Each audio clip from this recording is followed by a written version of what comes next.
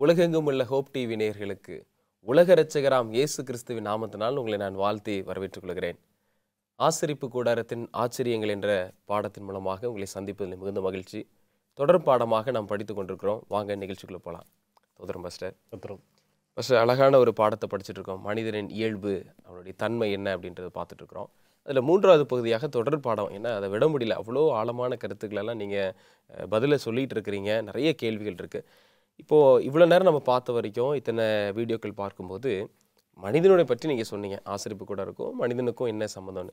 ஆனால் அந்த மனிதனை படைத்தவர்னு ஒருத்தர் இருக்கிறார் இல்லையா, ஆண்டவர், அந்த இயேசு கிறிஸ்துடைய பிறப்பு இதில் எப்படி சம்மந்தப்பட்டிருக்கிறது, அதை பற்றி விளக்கத்தை நீங்கள் சொல்லுங்களேன். ஒரு பெரிய ஒரு கஷ்டமான ஒரு கேள்வி நீங்கள் நினைக்கலாம். ஏன்னா இப்போ இயேசு கிறிஸ்து எப்படி பிறந்தார், அவர் சின்ஃபுல் நேச்சரா இல்லைன்னா சின்லெஸ் நேச்சரா அப்படின்ட்டு இன்றைக்கி பெரிய ஒரு விவாதம் ஒன்று இருக்க தான் செய்யுது. இது ஒரு முக்கியமான ஒரு கேள்வி தான்.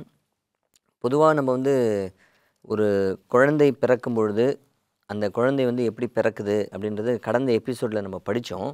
அந்த குழந்தை பிறக்கும் பொழுதே ஆதாமனுடைய அந்த பாவத்தன்மையோடு தான் அந்த குழந்தை பிறக்கிறதாக நம்ம பார்த்தோம். அந்த மாம்ச ரீதியில் இயேசுவானவருடைய பிறப்பு எப்படி அப்படின்னு நம்ம பார்க்கும்பொழுது அது கொஞ்சம் வித்தியாசமாக இருக்கும். எப்படின்னா, ஆதாமனுடைய நேரடியான ஒரு வித்தில் ஆண்டவர் பிறக்கலை.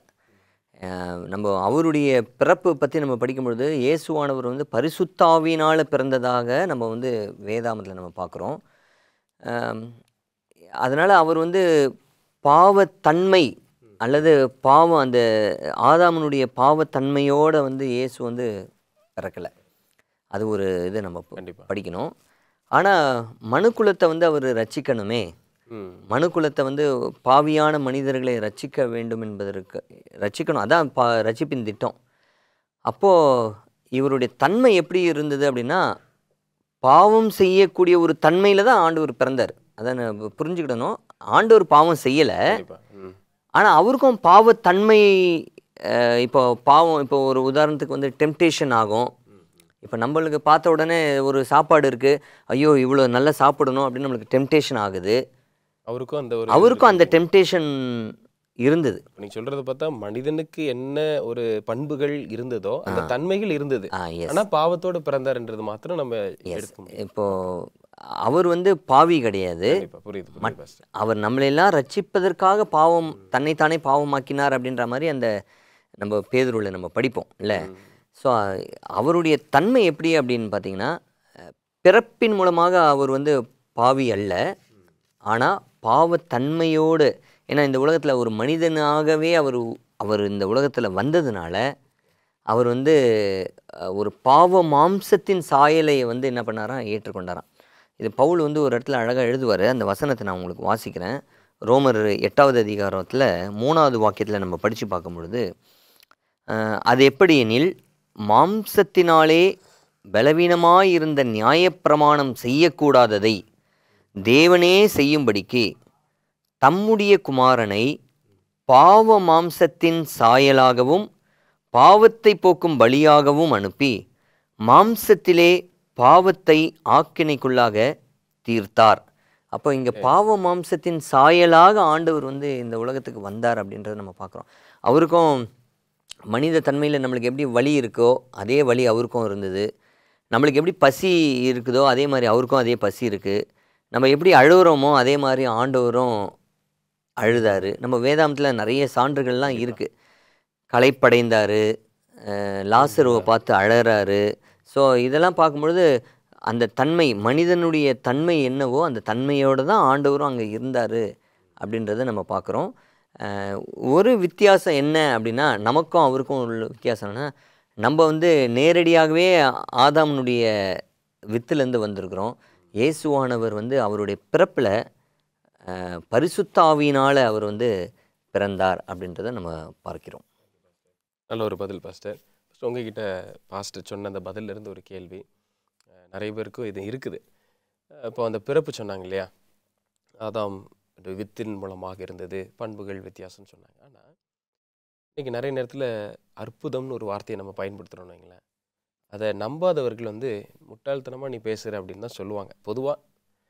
மிராக்கிள், இப்போது அந்த இடத்துல தேவனுடைய பிறப்பில் மிராக்கிள் இருந்ததா இல்லையான்றது நீங்கள் என்ன நினைக்கிறீங்க? ஏன்னா ஒரு வித்தியாசம் இருந்துச்சு அந்த இடத்துல. பொதுவாக திருமணமாகி ஆண் பெண் இருக்கக்கூடிய தன்மையில் இல்லை, ஒரு வித்தியாசமாக ஹோலி ஸ்பிரிட் ஆவியானவர் வந்தார் அப்படின்றது பார்க்குறோம். அப்போது இந்த வித்தியாசத்தை, இந்த அற்புதத்தை ஒரு நல்ல ஒரு தெளிவோடு எப்படி புரிஞ்சுக்கிறது? அதாவது வேத வல்லுநர்கள் 2 விதமான கருத்துடையவர்களாக இருப்பாங்க இயேசு கிறிஸ்துவினுடைய அந்த நேச்சரை குறித்து. ஒன்று பெர்ஃபெக்ட், அதாவது பாவத்திற்கு முன் ஆதாமுடைய இயல்போடு இயேசு கிறிஸ்து பிறந்தார்னு சொல்கிறவங்க இருக்கிறாங்க. பாவத்திற்கு பின் ஆதாமுடைய இயல்போடு இயேசு கிறிஸ்து பிறந்தார்னு சொல்கிறவங்களும் இருக்கிறாங்க. ஆனால் பாஸ்ட் அழகாக அந்த வசனத்தை நமக்கு வாசித்தாங்க, பாவ மாம்ச சாயல் என்று சொல்லி. இந்த பாவ மாம்ச சாயலை உடையவராக பிறந்தாலும் இயேசு கிறிஸ்துவினுடைய பிறப்பு ஒரு கன்னியின் வயிற்றில் என்பதை பல நூற்றாண்டுகளுக்கு முன்பாக தீர்க்க தரிசனத்தில் ஆண்டவர் தெளிவாக எழுதி கொடுத்தார். அது நிச்சயமாக ஒரு அற்புதமான பிறப்பு, அதில் எந்த மாற்று கருத்தும் இல்லை. இப்போ பாஸ்ட்டு சொன்ன அந்த கோட்பாடுகள் எல்லாவற்றையும் எல்லா விதமான புராட்டஸ்டன்ட் திருச்சபைகள் ஏற்றுக்கொள்கிறாங்க. ஆனால் ஒரு கோட்பாட்டை உடையவர்கள், அந்த கத்தோலிக்க மார்க்கத்தினர் மட்டும் என்ன பண்ணுவாங்க அப்படின்னு சொன்னால், இந்த அற்புதத்திற்கு பரிசுத்த ஆவியை காட்டிலும் மேரி அவர்களை முக்கியப்படுத்தி பேசுவாங்க. அதில் தான் என்ன ஒரு கோட்பாடை உள்ளே கொண்டு வருவாங்க அப்படின்னு சொன்னால், மேரியினுடைய பரிசுத்தத்தால் இயேசு கிறிஸ்துவினுடைய பரிசுத்த தன்மை அப்படின்ற மாதிரி பேசுவாங்க. ஆனால் இங்கே உண்மையாலுமே பரிசுத்த ஆவியினுடைய வித்து என்பதை பார்க்கிறோமே தவிர மேரி என்று நம்ம பெருசாக முக்கியத்துவப்படுத்தி பார்ப்பது கிடையாது. என்ன அப்படின்னா, அந்த பாவ மாம்ச சாயல் இந்த மனுக்குலத்தில் வந்து பிறக்க வேண்டும். அதுக்கு நிறைய வசனங்கள் இருக்குது. பாஸ்ட் வாசித்த வசனங்களோடு சேர்ந்து ஒரு சில வசனங்களை நான் வாசிக்கிறேன். எபிரேயர் 2ஆம் அதிகாரத்தில் 14வது வசனம், ஆதலால் பிள்ளைகள் மாம்சத்தையும் இரத்தத்தையும் உடையவர்களாக இருக்க.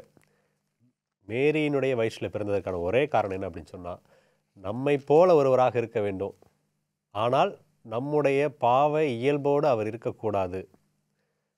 அதுதான் பரிசுத்த ஆவியானவரும் மேரியினுடைய வயிற்றிலே அவரை கர்ப்பந்தரிக்க வைத்து பிறக்க வைத்ததற்கான காரணம். இங்கே சொல்கிறது, அதனால் பிள்ளைகள் மாம்சத்தையும் இரத்தத்தையும் உடையவர்களாக இருக்க அவரும் அவர்களைப் போல மாம்சத்தையும் இரத்தத்தையும் உடையவரானார். ஸோ அந்த மாம்சத்தையும் இரத்தத்தையும் உடையவராக இருக்கணும் அப்படின்றதுக்காக மேரியினுடைய வயிற்றிலே பிறக்கிறார். ஆனால் அது அற்புதமான பிறப்பு, பரிசுத்த ஆவியினுடைய வித்தினாலே பிறக்கிறார் என்பதை நம்ம பார்க்குறோம். நிறைய கருத்துக்கள் இதில் இருக்குது, நம்ம பார்க்கலாம். Thank you pastor. அப்போ பார்க்கும்போது கிறிஸ்துங்க அப்படின்னா அதுக்கு மேலே தான் யாரை கொண்டு போயிட்டாங்க, மேரி கொண்டு போயிட்டாங்க அப்படின்னு பார்க்குறோம். தவறான சில காரியங்கள் அதில் இருக்கிறது. நன்றி பாஸ்டர். நேர்களே, சிறிய இடைவெளி பிற்பாடு நாம் மீண்டும் நிகழ்ச்சி.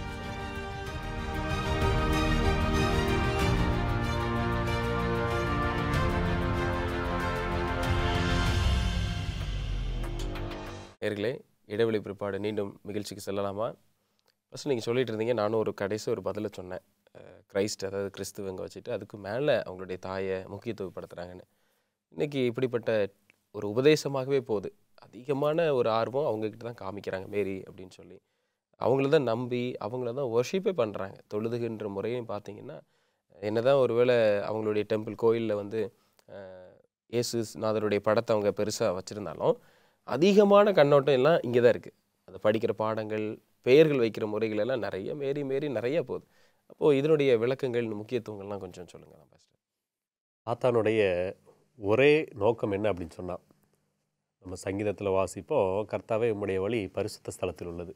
அவருடைய ரட்சிப்பினுடைய வழி இந்த சாங்சுரியில் தான் இருக்குது. நம்ம இதை நிறையா படிச்சிட்டோம். இதனுடைய விளக்கமாக தான் இயேசு கிறிஸ்து வாழ்ந்தார். இந்த இயேசு கிறிஸ்துவினுடைய வாழ்க்கை நமக்கான பாவ நிவாரணம் என்பதை நாம் மறக்கணும். அதனுடைய முக்கியத்துவத்தை புரிந்து கொள்ளக்கூடாது என்பதற்காக சாத்தான் பலவிதமான யுக்திகளை கையாளுகிறான். அதில் ஆண்டவர் பக்கம் இருக்கிறோன்னு சொல்கிறவங்களே வஞ்சிப்பதற்காக பயன்படுத்துகிற ஒரு யுக்தி தான் இந்த மேரி, இம்மாக்குலேட் மேரி. அவர்கள் பரிசுத்தமானவர்கள்.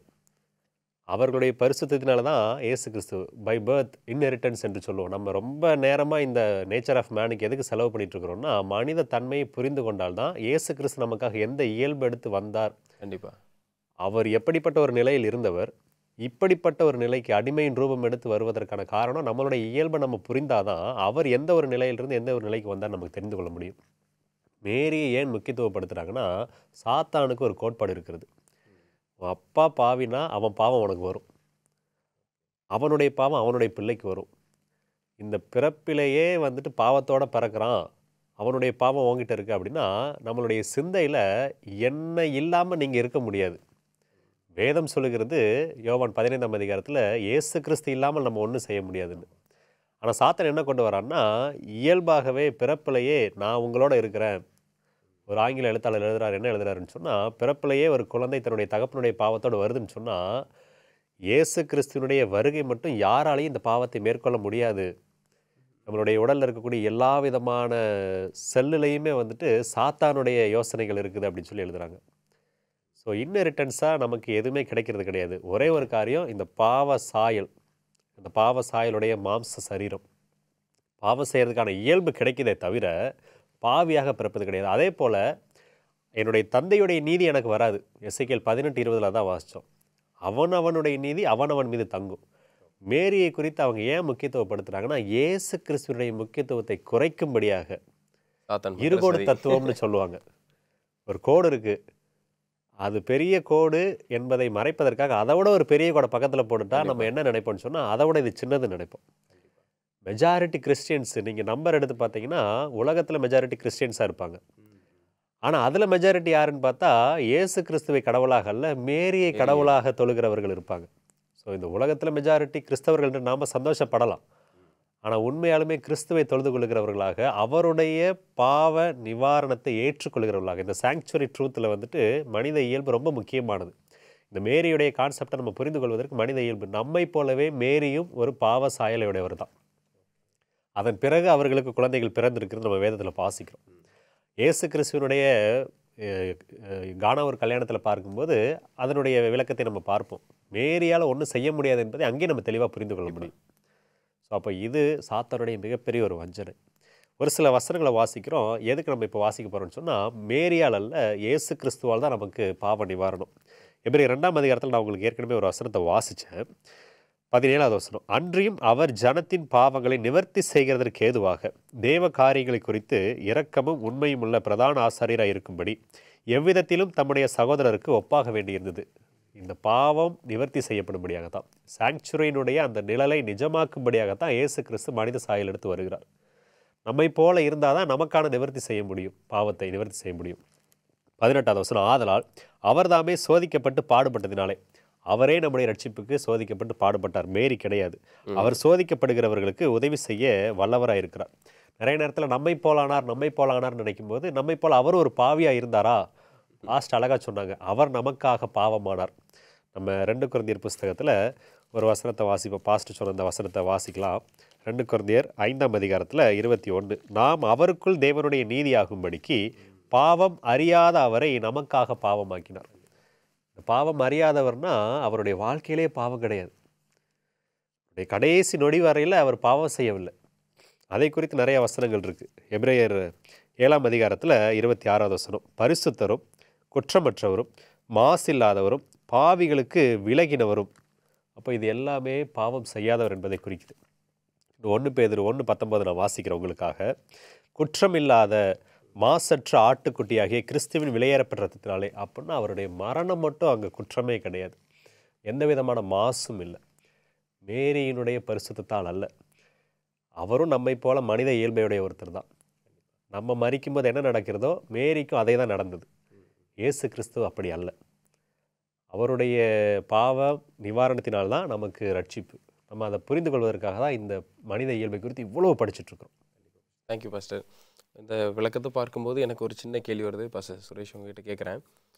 இவ்வளோ பெரிய ஒரு உண்மை, சாத்தனுடைய வேலையே உண்மையை மறைக்கணும் அப்படின்றதான். நீங்கள் என்ன நினைக்கிறீங்க? இவ்வளோ பெரிய விஷயத்தை கிரைஸ்ட்டை முன்னாடி காமிக்காமல் அவருடைய தாயாக விளங்குகிற மேரியை ரெஃப்ளெக்ட் பண்ணுறானே, இந்த அளவுக்கு ஒரு கொடூரமான காரியம் நடக்குது. இதை பற்றி நீங்கள் என்ன நினைக்கிறீங்க? இந்த கான்செப்ட் மட்டும் இல்லை, நீங்கள் வேதாகமம் முழுக்க நீங்கள் பார்த்தீங்கன்னாவே ஆதியில் ஆதாம் ஏவாள் அவங்களுடைய காலகட்டத்தில் இருந்து அவன் சொன்ன மிகப்பெரிய ஒரு வஞ்சனை இன்றைக்கி பல விதத்தில் நம்ம இப்போ போன எபிசோடில் படித்தோம். இந்த மனிதன் குரங்கிலிருந்து வந்தான்னு சொல்லிட்டு பரிணாம வளர்ச்சி, அப்புறம் நீங்கள் சொல்கிறது போல் இந்த மரியாளை வணங்குதல், அப்புறம் விக்கிரகத்தை வணங்குறதல், ஆத்மா அழியாதது, இது மாதிரி பல விதத்தில் சாத்தான் யுகம் நெடுகிலும் என்ன பண்ணிகிட்டு இருக்கான்னா அவனுடைய வேலையை அவன் செய்து கொண்டிருக்கிறான். இது நம்ம வெளிப்படத்தில் நம்ம வாசித்து பார்க்கும்பொழுது உலகம் அனைத்தையும் மோசம் போக்குகிற பிசாசு அப்படின்னு நம்ம பார்க்குறோம். பிசாசுனுடைய வேலையே குற்றம் சொல்வதும், பிசாசுனுடைய வேலை பிறரை மோசம் போக்குவதும் அவனுடைய வேலை. அவன் பல விதத்தில் அவன் வந்து இன்றைக்கி வந்து டாக்டிக்ஸ், அதுதான் அவன் வந்து என்ன பண்ணுறான், தந்திரமாக அவன் வந்து உபயோகித்து கொண்டு போயிருக்கிறான். இப்போ நம்ம படித்ததுலேருந்து ஒரே ஒரு கருத்து மட்டும் சொல்லணும்னு சொல்லி நான் விரும்புகிறேன். இந்த மனித தன்மையை குறித்து இயேசுவானவருடைய அந்த மனித தன்மையில் வந்து மனித குலத்தை ரட்சிக்க வேண்டும் என்பது அவருடைய மிகப்பெரிய ஒரு திட்டம். அவர் வந்து மனுஷகுமாரன் அப்படின்னு வேதாந்தத்தில் நம்ம படிப்போம். ஏன் அப்படின்னா உங்களையும் என்னையும் பாவத்தில் இருக்கக்கூடிய பிள்ளைகளை மீட்பதற்காக அவர் மனுஷகுமாரனாக இருந்தார். அதே சமயத்தில் பாவமே அறியாத அவருக்கு இன்னொரு பேர் வந்து என்னென்னா தேவகுமாரன். அப்போது மனுஷகுமாரனை தேவகுமாரனாய் மாற்றும்படியாக தேவகுமாரனாகிய இயேசுவானவர் மனுஷகுமாரனாய் மாறினார். ஃபஸ்ட்டு நல்ல பதிலை படிச்சுட்டு இருக்கோம். ஒரு சிறிய இடைவெளி பிற்பாடு வருவோம். நேர்களே, சிறிய இடைவெளி பிற்பாடு மீண்டும் நிகழ்ச்சி செல்லலாம்.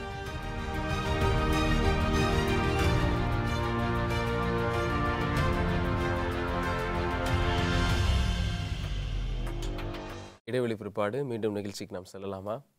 ஃபஸ்ட் நிறைய கேள்விகள் நாம் பார்த்துட்ருக்கோம். தொடர்ச்சியான நிறைய காரியத்தை பார்க்குறோம். முதல்ல நம்ம மனிதனை பற்றி படித்தோம். அப்புறம் மனிதனை உண்டாக்கின கடவுளை பற்றி நம்ம படித்தோம். அந்த மனிதன் சில காரியத்தை செய்கிறான், கடவுள் சில காரியத்தை செய்ய சொன்னார். இப்போ மனிதனுடைய சரீரத்தை ஒப்பிட்டு சில காரியத்தை ஆசிரியப்பு கூட நம்ம படிச்சுட்ருக்கோம். அந்த சரீரத்தை பற்றி ஆசிரியப்பு கூட என்ன சொல்லுது, மனிதனுடைய சரீரத்து காரியங்களை? நம்ம ஏற்கனவே படித்தது போல் ஒரு மனுஷகுமாரனை தேவகுமாரனாக மாற்றணுன்றது தான் ஆண்டவருடைய மிகப்பெரிய ஒரு திட்டம். அதான் ரட்சிப்பின் திட்டத்தினுடைய ஒரு சுருக்கம்.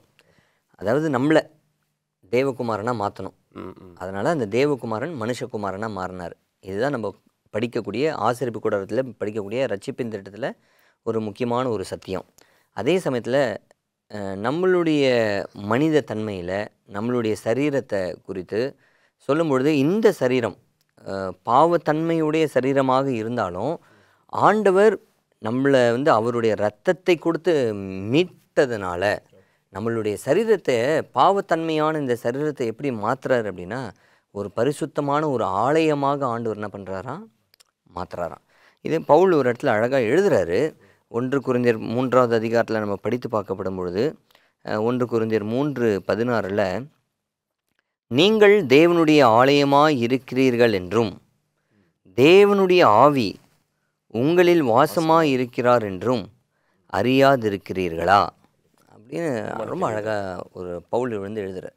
ஸோ அப்போ இந்த சரீரம் எதற்கு பாவனையாக சொல்லப்படுது அப்படின்னா, இந்த சரீரம் ஒரு ஆலயத்திற்கு, அல்லது நம்ம ஆசரிப்பு கூடாரம் நம்ம படிக்கிறோம் பார்த்தீங்களா, இந்த ஒரு சரீரம் ஆசரிப்பு கூடாரத்திற்கு அடையாளமாக அங்கே வந்து ஆவிக்குரிய ரீதியில் பவுல் வந்து அங்கே எழுதுறதை நம்ம பார்க்க முடிகிறது. Thank you pastor. இப்போ நல்ல ஒரு பதில் சொன்னாங்க. பாஸ்டர் ஜாஷுவா, உங்களுக்கு உண்டான கேள்வி பாஸ்டர் சொல்லும்போது ஒவ்வொன்றையும் படிப்படியாக தான் உள்ளே கொண்டு வந்தாங்க. அதை நம்மளுடைய சரீரம் அவருடைய ஆலயம் அப்படின்ற ஒப்பிட்டு சொல்கிறாங்க. அப்போ இவ்வளோ தூரத்துக்கு ஒரு மேன்மையாக பேசப்படுகிற இந்த விஷயத்தில் மனிதன் இருக்கிறான். அப்போ நம்ம செய்ய வேண்டிய காரியம் என்ன? ஏன்னா இப்போ நம்ம ஒர்ஷிப் மெத்தட்லாம் பார்த்திங்கன்னா நான் பார்க்கும்போது வருஷத்துக்கு ஒரு முறைன்னு ஒன்று இருக்குது, தினந்தோறும் ஆராதனைலாம் ஒன்று இருக்குது, இதெல்லாம் இருக்குது. அப்போ இது சம்மந்தமாக ஆசரிப்பு கூடாரத்தில் நம்ம என்ன கருத்தை நம்ம படிச்சுக்க முடியும்? பாஸ்டர் அவங்க மிக அழகாக சொன்னாங்க. நம்ம எவ்வளோ மோசமானவங்களாக இருந்த போதிலும் தேவன் நம்மை மீட்டு அவர் தங்கும் வாசஸ்தலமாக, இன்றைக்கி ஆசரிப்பு கூடாரம் இல்லை. கண்டிப்பாக வெளிப்புறமான ஒரு ஆசரிப்பு கூடாரமோ தேவனுடைய ஆலயமோ கிடையாது. எருசலேமிலே ஆசரிப்பு கூடாரத்திற்கு பதிலாக சாலமோன் கட்டினார். அதற்கு பிறகு ஜெருபாபேல் யோசுவா காலத்தில் கட்டப்பட்டது. அது இப்போது இல்லாமல் இருக்கிறது. நாம் தேவனுடைய ஆலயமாக இருக்கிறோம் என்பதை அழகாக பார்த்தோம். எப்படி ஆசரிப்பு கூடாரத்தில் வெளிப்புறம் உள்புறம் என்று இருந்ததோ, நம்ம இந்த நேச்சர் ஆஃப் மேனை பற்றி ரொம்ப படிச்சிருக்கிறோம். அதில் துவக்கத்தில் துவங்கின அந்த 2 வார்த்தைகளை மீண்டும் நம்ம கருத்தில் கொண்டு வருவோம். சரீரம், ஆவி. இப்போ நம்மளுடைய வெளிப்புறம் சரீரம், உள்புறம் ஆவி என்பதை நம்ம துவக்கத்தில் பார்த்தோம். 2 விதமான ஆசரிப்புகளை, 2 விதமான service, daily service, yearly service என்று நம்ம பார்ப்போம் ஆசரிப்பு கூடாரத்தினுடைய அனுபவத்தில். இந்த நம்மளுடைய சரீரம் ஆலயமாக இருக்குது என்று பார்க்குறோமே, இதுலேயும் 2 விதமான பிறப்பு. தினந்தோறும் நடந்த ஆராதனைக்கு ஒப்பாக இன்வர்ட் சர்வீஸ் நம்மள்கிட்ட நடக்கணும். அதாவது உள்ளான அதை குறித்து நம்ம வேதத்தில் வாசிக்கும் பொழுது 2 கொரிந்தியர் புஸ்தகத்தில் 4ஆம் அதிகாரம் 16வது வசனம், ஆனபடியினாலே நாங்கள் சோர்ந்து போகிறதில்லை. எங்கள் புறம்பான மனுஷனானது அழிந்தும் உள்ளான மனுஷனானது நாளுக்கு நாள் புதிதாக்கப்படுகிறது. ஆசரிப்பு கூடாரத்தினுடைய டெய்லி சர்வீஸ் என்று சொல்லுவாங்க. தினந்தோறும் செய்யக்கூடிய பலிகை முறையானது ஆசாரியனால் காலை மாலை நடத்தப்பட்டு கொண்டே இருந்தது. யார் பாவம் செய்தாலும் அவங்க ஆசரிப்பு கூடாரத்துக்கு வந்து பாவ மன்னிப்பு பெறும்படியாக பலி செலுத்தி செல்வார்கள். இந்த அனுபவமானது டெய்லி கன்வர்ஷன் இன்வேர்டு நமக்கு உள்ளே நடக்கணும். வருடத்திற்கு ஒரு முறை வந்துட்டு பாவ நிவாரண நாள் என்று சொல்லி அந்த ஒரு சர்வீஸ் நடக்கும், இயர்லி சர்வீஸ். அது ஒரு முறை தான் நடக்கும். இப்போ நம்ம பார்த்த அந்த உள்ளான புதிதாக்குதல், புதிய பிறப்பு, நம்ம இருதயத்தில் புதிய பிறப்பு வந்து தினந்தோறும் செய்யப்பட வேண்டிய ஒரு சர்வீஸ். இந்த சரீரம் இது எப்போ புதிதாக பிறக்கும் என்று வேதம் சொல்லுதுன்னா, 1 கொரிந்தியர் 15ஆம் அதிகாரத்தை நம்ம வாசிக்கும் பொழுது 15:53, அழிவுள்ளதாகிய இது அழியாமையும் சாவுக்கேதியாகிய இது சாவாமையும் தரித்து கொள்ள வேண்டும். இது ஒரு முறை நடக்கிற அனுபவம் இயேசு கிறிஸ்து வருகையில். அந்த புதுப்பித்தல், அந்த புதிய பிறப்பு, ஆவிக்கும் புதிய பிறப்பு, சரீரத்திற்கும் புதிய பிறப்பு. ஆனால் ஒரு விஷயம், உள்ளான அந்த இன்வர்ட் சர்வீஸ் என்பது, ஆவியிலே நம்ம பிறக்கிறது என்பது தினந்தோறும் நடக்க வேண்டிய ஒரு விஷயம். நான் நேற்று ஆண்டவருக்கு பிரியமாக ஆண்டவருக்கு ஏற்ற மாதிரி இருந்துட்டேன், இன்றைக்கி நான் அதே மாதிரி இருந்துக்கிறேன், இன்னொரு முறை நான் ஆண்டவர்கிட்ட போய் மன்னிப்பு கேட்டு அதை காட்டிலும் இன்னும் அதிகமாக தேவனோட நெருங்குகிற அனுபவம் எனக்கு வேண்டான்னு சொல்லக்கூடாது. இன்னும் நெருங்கி ஜீவிக்கிற அனுபவம் உள்ள நாளுக்கு நாள் நடக்க வேண்டும். இந்த சரீரம், அழிவுள்ளதாகிய இந்த சரீரம் அழியாமையை பெற்றுக்கொள்ளக்கூடிய அந்த பிறப்பானது இயேசு கிறிஸ்துவனுடைய வருகையில் நடக்குது. ஆசரிப்பு கூடாரத்தில் 2 சர்வீஸ், டெய்லி அண்ட் இயர்லி. அதே மாதிரி நம்முடைய சரீரமாகி இந்த ஆலயத்துலேயும் 2 சர்வீஸ் நடக்கணும். ஒன்று வந்துட்டு உள்ள, அது தினந்தோறும் செய்யப்படும் போது, தினந்தோறும் செய்யப்பட்ட சர்வீஸ் கரெக்டாக நடந்துச்சுன்னா தான் இயர்லி சர்வீஸ் நடக்க முடியும். கண்டிப்பாக ஆசரிப்பு கூடாரத்தில் நம்ம பார்த்தோன்னு சொன்னால், அந்த தினந்தோறும் சர்வீஸ் நடந்துச்சுன்னா தான் இயர்லி சர்வீஸ் தேவன் அங்கீகரிப்பார். தினந்தோறும் உள்ள நம்ம நாளுக்கு நாள் புதிதாக்கப்பட்டாதான் இயர்லி சர்வீஸ் என்று சொல்கிற இயேசு கிறிஸ்து வருகையில் நம்மளுடைய சரீரம் புதிதாக்கப்படக்கூடிய அனுபவம் நமக்கு கிடைக்கும்.